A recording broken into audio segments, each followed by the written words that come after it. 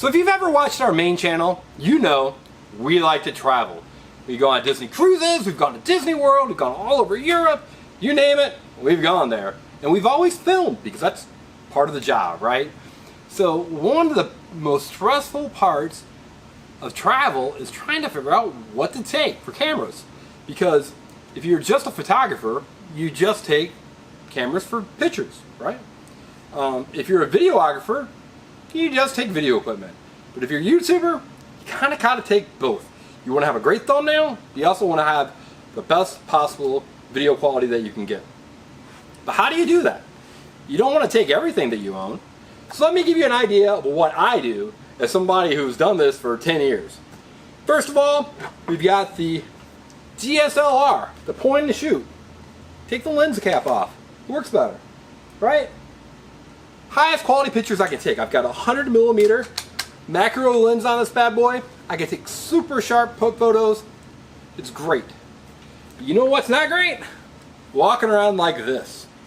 It just isn't fun. But this is a prime lens, right? That means I need other lenses. So I also take a 50mm lens, right? For general wider shots. But you know what? I love these prime lenses, but sometimes I need a wider shot than that. So I take my Nikon 2470. This is a lot of stuff. And this is just for pictures. So I learned pretty early on the DSLRs are great for home, not great for travel. So they never go in my bag. I'm going to put them over here by a time traveler. We'll do a video on that some other day. So what do? I take my Fuji X100V. It's a fantastic little camera, 35mm equivalent, very, very sharp, good photos. Not quite the same level as my Nikon D850, but frankly, guys, you're not going to tell the difference on my thumbnails. You really aren't. It's a heck of a lot better than my camera phone, right? My iPhone doesn't compete with it. Very good, very small. And what I do, I have a little travel case. It just flips right in. So this is something I take pretty much 100% of the time. And that covers 90% of my photos that I would take. But still there are times I really want to have a little extra reach on my photos.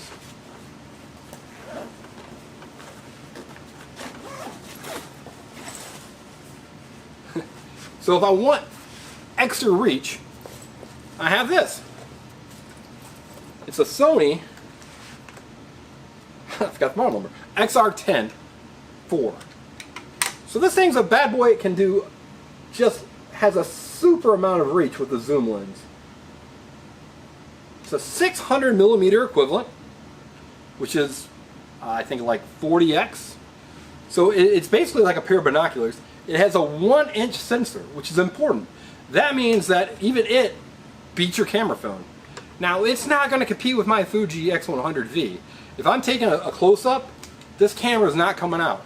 But hey, if I want to try to catch a bird on a cliff, or something that has some distance to it, I can take this bad boy, get a good photo, and it'll cover the other 10% of my photos that I need.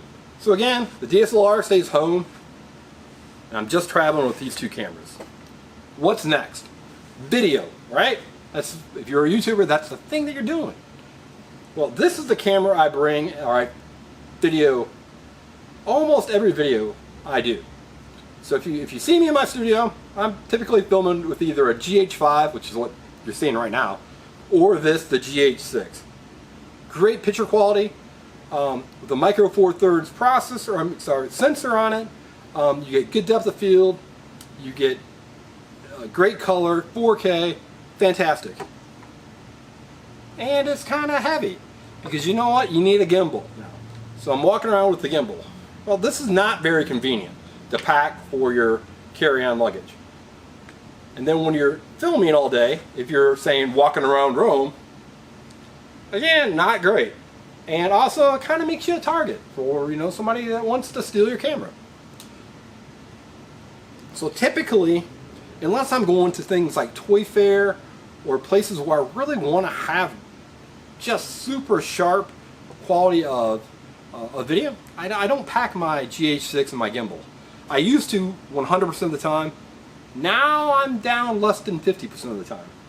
So what do I take? Oftentimes I will take this. I gotta remember the model number. It's the Canon HF G60. It's a camcorder. Beauty of a camcorder, you just carry it and you shoot. You don't worry about focus. Low light performance is pretty good. This particular model also has a 1-inch sensor, similar to the Sony camera. So the video quality is okay. It can, you know, in darker environments, it's not going to be ideal, but it's way better than your phone. And again, it depends also on what format you're filming. On YouTube, it's usually 16:9. You know, landscape style video. And for that, these type of cameras work great. If you're filming vertical, frankly, you're kind of out of luck with this stuff. You're going to have to figure out great ways to crop it and things, and it's just not very convenient. But for me, as a YouTuber, I'm usually filming landscape. So this Canon has good audio. I can pull this front off of it, put a lens cap on, and it's actually pretty compact. It's got replaceable batteries. And again, the video quality on it's pretty good. It's definitely going to beat your phone, right? So that's kind of the minimum layer. It's like oftentimes, wherever you're going, you can just take your iPhone. You're going to get good video quality. You're going to get pretty good pictures. You can film vertically, film horizontally, and kind of get to the bare minimum of what you need. If you step up, you can go into more 4K cameras, things that are easier to manipulate once you get into Adobe or Final Cut, so that you can have additional editing capabilities. So that is probably what I would take for, if I use my GH6 for half, I probably use this Canon for another 25%. I step down when I go into really dark environments. I step down to this, what's the model number on it? I think it's the X30? Yeah, X830. And the reason why I use this camera is it's got night vision on it. It's got a small sensor, so it's not that great. It gives you built-in zoom. Both of these have built-in zooms. The GH6, you're going to have to bring at least one lens, and if you want to change out lenses, you know, you're kind of back to like your DSLR. I typically just use a 24mm lens and just leave it on there. With these guys, they're fixed. You can zoom in, zoom out. I typically don't zoom unless I need to. Zooming is kind of annoying.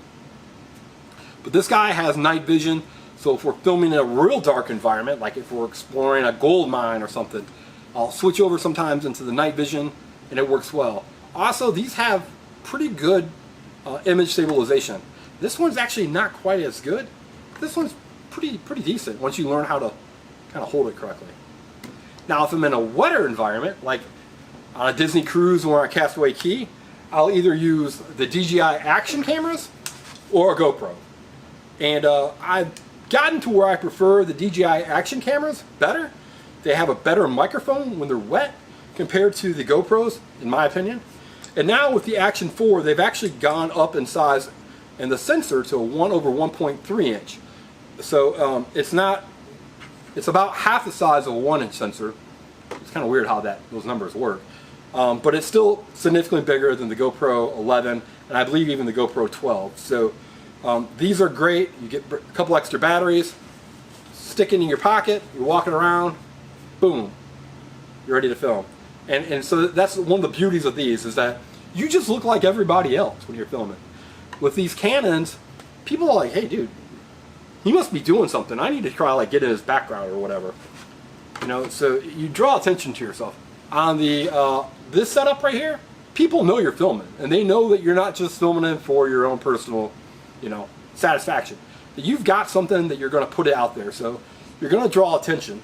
And a lot of times, as a YouTuber, when I'm filming, that's the last thing I want to do is draw attention to the fact that we're making content. Not because I'm like afraid that people are going to react differently. It's just I want it to be more natural.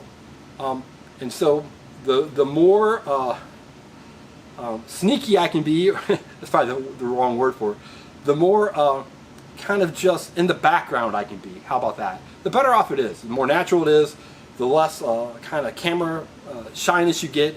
It really works a lot better. So I use these action cameras. Again, probably 25% of the time. If it's in a wet environment or if we're moving around a lot, these guys are hard to beat. They fit in your carry-on luggage super easy. And that brings us to the final point, and probably the hardest thing that I deal with. How to store the stuff. Because there ain't a backpack out there for a YouTuber. I'll let you know that now. I've probably been through 30 or 40 of them. They all have some sort of key flaw. Still. So this is what I have now. I've got the Think Tank. And I'm going to move some of this stuff real quick. And we'll show you how this backpack works. And it's not perfect, but it's getting closer, maybe, to it than some of the others. So the traditional backpacks for camera equipment, they open up and then they've got storage spots, which is fine. But then they have side access. I don't like side access. I'm afraid somebody's going to grab my stuff, or I'm going to leave it open, it's going to fall out. Bad things happen. More than likely, I'm going to leave it unzipped because that's the way I am sometimes, and it's just going to drop out. And that's just not good. So I don't like side access. Okay? So you open them up, and then oftentimes the front panel right here is where you store your laptop. I don't like that either. I'm afraid I'm going to open that up, that laptop's going to slam down, break, boom, bah, yeah, and I'm ruined. Right? It's just the end of the world. So I like for my backpack to actually be stored along the back here. And that way it's protected, and I can remember that it's there. So those are 3 key points. I like to have access in the front for my camera equipment, not from the sides, laptop in the back. And since we're making content, we usually want a bigger laptop. It takes power to process all these videos. So it's a little bit of a beefier laptop. So in here, I got my charger, or my power source, and I've got my Origin laptop, right? Because if you're again making videos or you're making content, not only do you want to edit, you got to check your channel, right? Something might go wrong. So this one fits right here. You can then fit your power supply right there. And then I also usually bring like an external light. So like right here, just in case, you never know when you're going to need a light. And I may or may not bring some sort of tripod or something to hold it. So there. And then again, the beauty of the GoPros, I just stick them on top. Boom. Right? Now for the Think Tank backpack, a couple things I do like. One is this top panel is magnetic, but it's like strongly magnetic, so it's not going to accidentally pop open. The second thing is it has the design that I like. I put my camera equipment in these little carry-ons, and then I just fit them in. You probably saw me at the beginning trying to get the one out of here. Stick that in there. Zip it up. I don't have one right now for the Canon, but I would put the Canon in like right like that. This zips in. I'll put some spots for extra batteries and chargers in here. And I'm ready to go. Right? I've got 2 action cameras. I've got my Fuji X1V, X100V. I've got the Sony RX10 IV in here with the super zoom, and I've got the Canon. So I have redundancy on both pictures, and I have redundancy both in video. I have additional pockets so I can put extra batteries and chargers. I put it on my back, strap it in, and I'm ready to go. So hopefully that helps you decide on what kind of camera equipment to bring. I know for me it's just a huge decision, and this has honestly been about 10 years of thought that I've put into trying to create the perfect kit that is manageable to fit in a backpack,